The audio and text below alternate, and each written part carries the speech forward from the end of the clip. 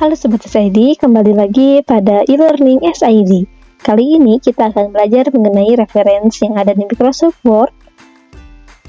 Baik Sobat SID, jadi referensi ini adalah sebuah fitur tab menu yang ada di Microsoft Word yang opsinya itu fitur-fiturnya berisi paragraf, bibliografi, kemudian teks dari isi teks dokumen. Jadi Sobat SID, yang pertama, Sobat SID akan menemukan table of contents di dalam grup table of contents. Table of contents ini berfungsi untuk icon perintah untuk membuat table daftar isi pada dokumen secara otomatis maupun manual. Jadi ini adalah suatu kemudahan jika Sobat SID ingin membuat daftar isi atau nomor halaman pada lembar kerja Sobat SID. Kemudian ada add text. Add text ini berfungsi untuk icon perintah untuk menambahkan heading baru pada daftar kerja. Jadi misalkan contohnya heading itu adalah membuat judul yang ada di lembar kerja tersebut, terus pengen masuk ke level berapa nih, 1, 2, 3 gitu. Jadi Sobat SID bisa langsung membuat level tersebut dengan cara diklik aja, nanti otomatis misalkan SID gini, nanti otomatis kita bisa menyesuaikan masuk ke level berapa. Nah, seperti ini. Kemudian ada update table ini kalau misalkan Sobat SID sudah membuat table yang terbaru atau ke lembar kerja terbaru tapi belum memasukkan add text ini levelnya. Jadi Sobat SID bisa klik update table. Kemudian di sini ada bagian grup yaitu footnotes. Footnotes ini fungsinya berupa catatan kaki pada margin bawah dokumen. Yang pertama ada insert footnote. Ini tuh ikonnya berisi font, angka, dan huruf AB1 yang digunakan untuk menyisipkan catatan kaki pada margin bagian bawah suatu dokumen. Jadi ini seperti halaman bawah akhir lembar kerja ya Sobat SID. Kemudian Sobat SID bisa masuk ke fitur insert endnote. Ini berfungsi untuk menambahkan kutipan sumber serta nama penulis untuk di akhir bab atau halaman. Jadi ini bisa berfungsi sekali jika Sobat SID ingin membuat suatu laporan seperti studi kasus tapi mengambil kutipan, bisa masuk ke insert note. Nah, seperti ini. Nanti otomatis akan ada icon seketika ini untuk membantu Sobat SID membuat note tersebut. Kemudian Sobat SID akan menemukan next footnote. Jadi perintah ini akan berpindah ke footnote yang baru, tidak akan berpindah ke yang lama. Nah, di sini pilihannya ada next, previous, next, and previous kembali. Kemudian ada show notes. Ini perintah untuk menampilkan lokasi catatan footnote maupun endnote. Nah, Sobat SID juga nggak perlu khawatir untuk searching kata yang telah Sobat SID buat pada laporan kerja Sobat SID, karena di sini sudah ada fitur search. Ini perintah untuk mencari informasi dari teks dokumen melalui sumber online yang sudah Sobat SID cantumkan kepada lembar kerja.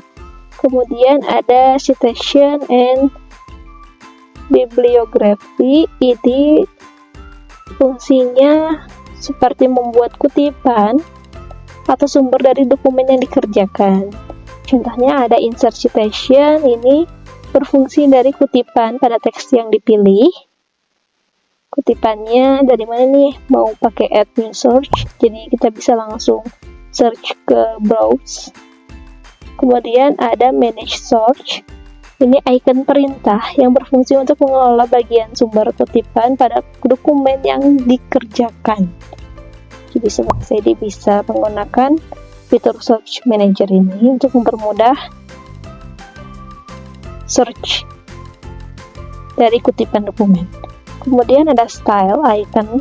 Jadi di sini Sobat SID bisa memilih gaya daftar pustaka yang diinginkan. Dari mulai font, penulisan, ini bisa Sobat SID sesuaikan.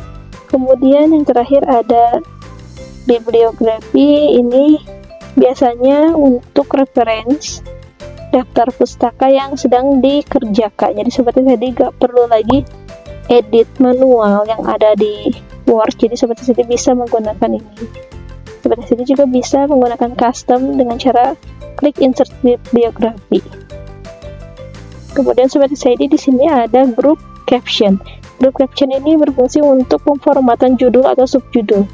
Nah, seperti CID, ini yang pertama ada insert caption, perintah untuk menambahkan keterangan pada gambar di dokumen. Jadi biasanya kalau dokumen itu kan ada gambar, kemudian ada tulisan bawahnya. Nah, ini captionnya. Jadi seperti sini bisa pilih aja gambarnya, kemudian menggunakan insert caption ini.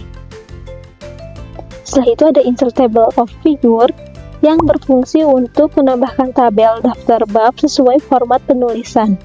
Jadi contohnya seperti ini ya, seperti CID. Jadi seperti CID gak perlu lagi menggunakan sistem manual, itu dicari dulu halamannya, kemudian ditulis teksnya keberapa, halaman gambarnya keberapa, disamakan dengan daftar isi. Jadi seperti tadi tinggal klik aja table of figure. Kemudian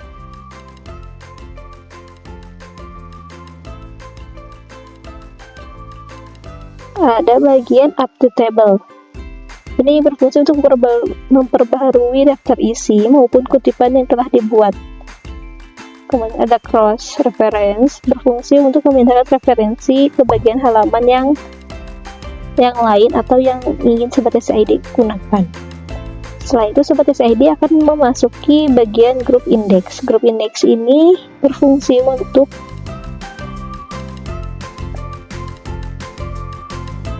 mencantumkan istilah atau indeks dalam dokumen berupa daftar kata penting, jadi poin-poin penting atau rujukan sebelum lampiran yang biasanya terletak pada akhiran buku. Contohnya ada mark entry. Mark entry ini berfungsi untuk menandai masukan baru ke dalam dokumen. Setelah itu ada insert index yang berfungsi untuk menyisipkan indeks atau daftar kata ke dalam dokumen. Jadi ini masih berkaitannya seperti CID. Kemudian ada update index yang berfungsi untuk melakukan pembaruan pada daftar kutipan yang sudah ada. Jadi setiap tabel ini pasti selalu ada update gitu. Kemudian ada group table of authorities.